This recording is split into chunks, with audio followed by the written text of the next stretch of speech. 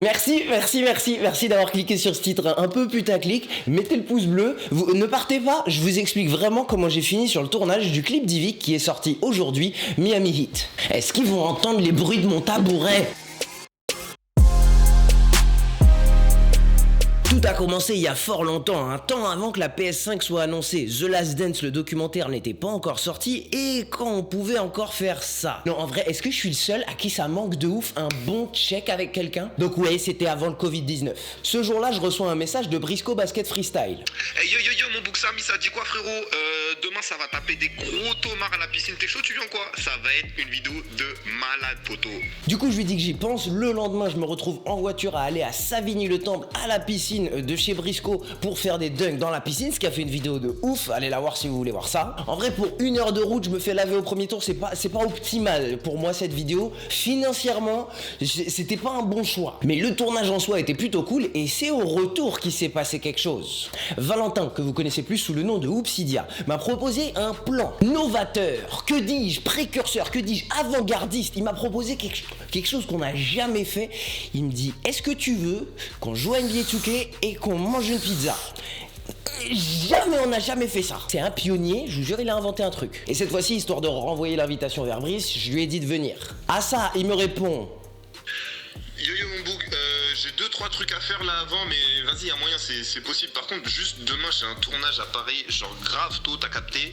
Est-ce que c'est chaud de dormir chez toi ou est-ce que t'as un petit plat sur le divan? T'as capté? Dis-moi si je peux pas trop si c'est lourd. Donc on passe la soirée chez moi avec Valentin et Brice. Je les lave à NBA 2K, rien de nouveau pour l'instant. Brice passe la nuit ici.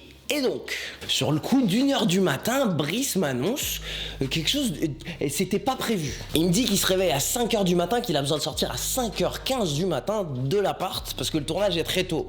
Je lui dis, y a pas de souci, tu te réveilles, tu te casses, moi je dormirai. Encore une fois, vous comprenez les dynamiques, lui me renvoie l'invitation. Il me dit, est-ce que tu veux venir ? Est-ce que tu veux me rejoindre ? À ce moment-là, je vous rappelle, il a dit 5 heures du matin. Pour me vendre le projet, il me dit que c'est pour le tournage de Mister V, pour son prochain clip. Et là, à ce moment-là, c'est un moment de réflexion. Je me rappelle de quel artiste il me parle. C'est l'artiste qui a dit... Théma, je fais l'hélicoptère avec ma bite. Hélico. Ah ouais, intéressant. Crois pas, on est au States, on va sucer les carrés, on s'en bat les couilles. Mais c'est aussi l'artiste qui est passé de YouTube au rap game en faisant le top album. Nique sa mère si je finis pas dans le top album. Le temps c'est de l'argent, j'ai vu te perdre du temps. Du coup, le matin, je me motive et j'attrape cette caméra que j'utilise pour filmer cette vidéo et je me dis, écoute, on va y aller, on va voir ce qui va se passer. Encore une fois, le lien du clip est dans la description. Moi, je vous raconte le making-of de mon côté. Parce que j'arrive avec un plan en tête. Il est 6h du mat, je suis fatigué. Et moi, je viens seulement pour travailler, me rendre utile. Je viens pas pour être la groupie d'Yvick, je kiffe son travail. Mais c'est son jour de travail, je respecte son travail. Je viens avec ma caméra et je me dis, si jamais je peux filmer, faire des photos, me rendre utile, cool, je reste pendant le tournage. Sinon... je leur serre la main et ciao, et je vais vaquer à mes occupations. Au moins je me serais réveillé un peu tôt et je ferai quelque chose de ma journée. Et là il s'est passé quelque chose, que dis-je, le destin, un imprévu heureux. Je me suis retrouvé nez à nez avec ces deux réalisateurs. J'ai rencontré le très talentueux Paul-Henri et Baptiste qui travaillaient sur ce clip.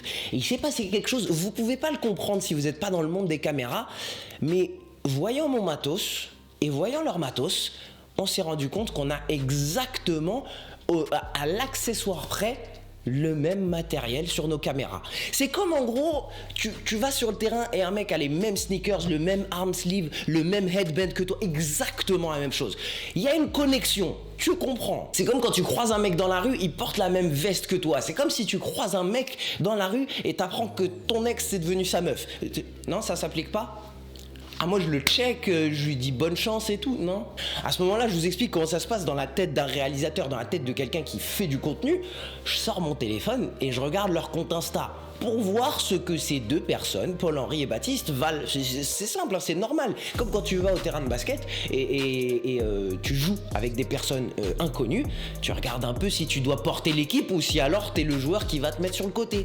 À ce moment-là, j'ai vu ce qu'ils font, j'ai compris que c'est pas mon rôle d'être la star de cette réalisation. Je leur laisse faire leur job. Donc je me retrouve pendant toute cette matinée à faire du contenu, que ce soit de la vidéo, mais surtout de la photo pour Mister V et toute sa clique avec Théo Juice, Sami Sizi et plein de gars que j'oublie, et du coup Briscoe. Moi, si je retiens une leçon de tout ce truc, c'est que s'il y a un pote qui te propose un plan à la piscine de Savigny-le-Temple, hésite pas, ça peut peut-être mener à un truc. Pour les abonnés à la chaîne, vous connaissez un peu mon niveau en basket, et oui, l'objectif éventuellement serait de faire un Duban au buzzer avec Yvick, mais c'est la première fois où je le croise.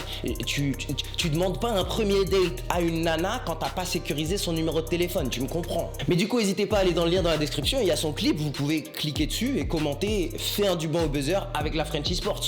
Peut-être qu'il nous verra. Je ne dis rien, j'implique rien, je vous propose de faire une chose. Du coup, pour finir cette vidéo, j'ai envie de me donner un petit défi, je sais pas à quoi ressemble le clip maintenant. Le clip sera à 18h.